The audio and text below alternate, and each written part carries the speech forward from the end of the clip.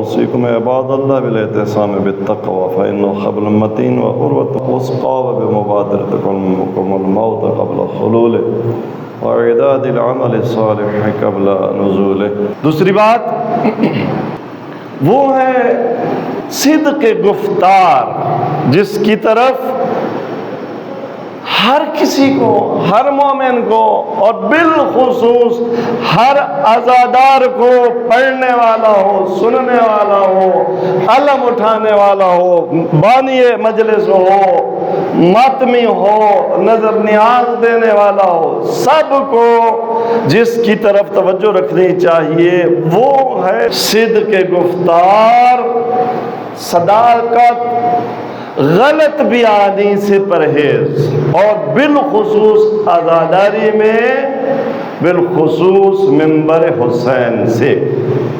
من اظلم ممن افترا علی اللہ کذبا، اور اس آیت کے اختتام میں جھوٹ کو پہلے ظلم کا ایک مصداق بنایا۔ ظاہراً پچھلے جملے میں بتایا تھا کہ کسی بھی چیز کو اس کا مقام نہ دینا، وضع علی غیر موضعی، جو بات سچی نہیں ہے، جو بات بیان کرنے کی نہیں ہے، جو بات تاریخ نہیں ہے، میں اسے تاریخ کے طور پر بیان کروں، جو بات روایات مصائب اور مصیبت میں رسا میں نہیں ہے اور میں اسے مصیبت بنا کر پڑھوں، یہ سب سے پہلے کذب ہے۔ کذب کے بعد کہاں چلا جاتا ہے؟ ظلم کا مصداق بن جاتا ہے۔ جب ظلم کا مصداق بن جاتا ہے تو یہ خدا پر افتراء، دین کے باب میں بالخصوص، معاملات ذاتی کی تو بات نہیں ہم کر رہے ہوتے نا کہ وہ جھوٹ ہو، اور پھر لعنت خداوندی کا موجب بن جاتا ہے۔ صدق اور کذب میں کیا فرق ہے؟ ارشاد پروردگار ہوتا ہے یوم یقوم الروح والملائکۃ صفا، محشر کا دن جب روح القدس، ملائکہ صفے باندھے کھڑے ہوں گے، خلائق اول سے لے کر آخر تک جمع ہوں گے میدان محشر میں، لا یتکلمون، پورے میدان محشر پر سناٹا چھایا ہوا ہے۔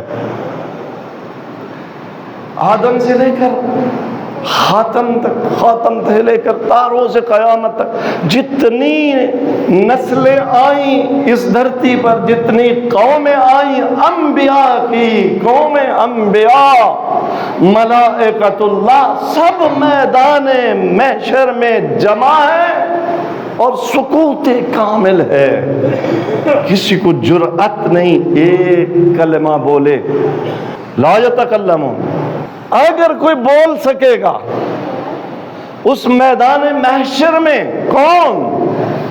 الا من اذن له الرحمن وقال صوابا، کون بول پائے گا میدان محشر میں؟ ظاہر ہے بولیں گے، انبیاء بولیں گے، اپنے امتوں کی شفاعت کے لیے بولیں گے، حسین کا نانا بولے گا، میری آپ کی شفاعت کے لیے بولے گا، لیکن اس بولنے والے کا معیار ہوگا، بغیر کرائیٹیریا نہیں بولے گا۔ حتیٰ حسین کا نانا بھی، وہ کردار کیا ہوگا جس کی بنیاد پر بولیں گے؟ من اذن له الرحمن، اللہ جسے اذن دے گا، اللہ کس بیس پر اذن دے گا؟ وقال صوابا، درست بیانی، جھوٹ نہیں، کذب نہیں، غلط بیانی نہیں۔ جو یہ منزل پا گئے کس بنیاد پر؟ کہ میدان محشر میں بارگاہ ربوبی میں لب کشائی کرے، وہ کس بنیاد پر؟ قال صوابا، درست بیانی۔ شفاعت کوئی نہیں کر سکے گا، وہ ہستیاں جو شفیع روز قیامت ہوں گی۔ اور پچھلے خطبہ جمعہ میں نے عرض کیا تھا، آ کر جہاں ہول نہ کیے میدان محشر میں انسان شرابور ہوگا، دائیں بائیں کا پتہ نہیں ہوگا، پتہ نہیں کیا میرے بارے میں فیصلہ خدا ہونا ہے، اچانک سے ایک ہاتھ آئے گا بازو پر، دیکھے گا کون ہے؟ حسین کا نانا ہے،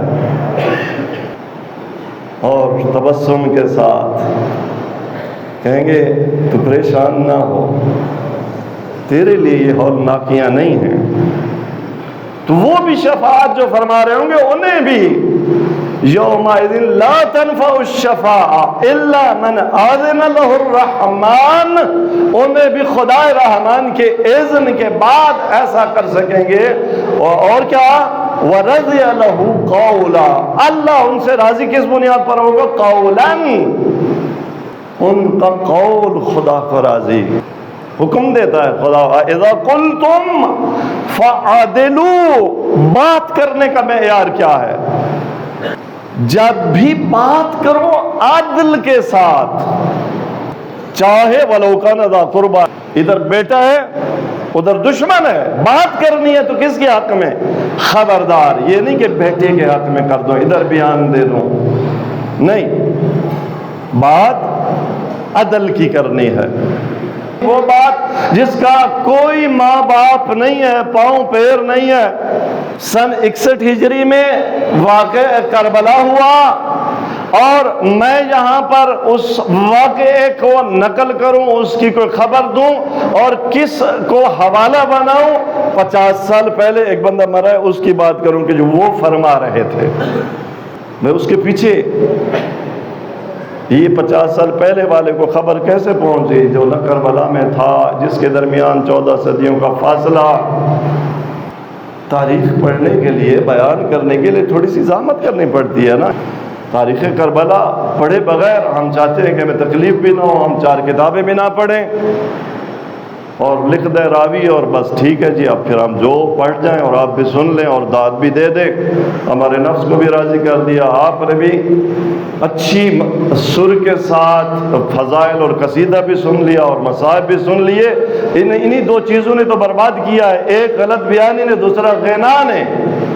آواز میں ترنم، آواز میں کیا بس آواز.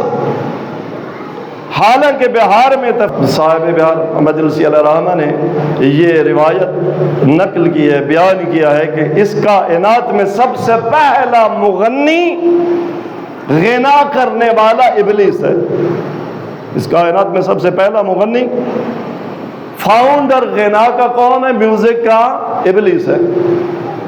اب جس نے قرآن بھی غنا میں پڑھا، جس نے معصوم کا فرمان غنا میں پڑھا، جس نے معصوم کا فضائل غنا میں پڑھا، جس نے معصوم کا نوحہ غنا میں پڑھا، تو کیا آپ نے فرمایا کہ الغنا رقیت الزنا، زنا کی سیڑھی ہے.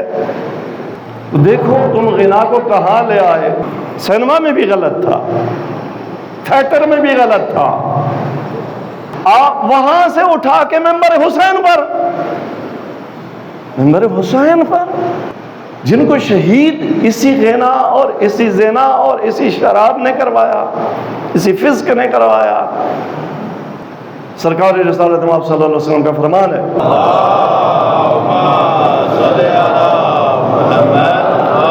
ما رفع احد صوته بالغنا، جب بھی کوئی غنا میں آواز بلند کرتا ہے، مضمون جو بھی ہو، الا باز اللہ شیاطین علی منکبیہ یضربان باعقابہما علی صدرہ، 2 شیطان خدا بھیجتا ہے جو اس کی شہوت کو ابھارتے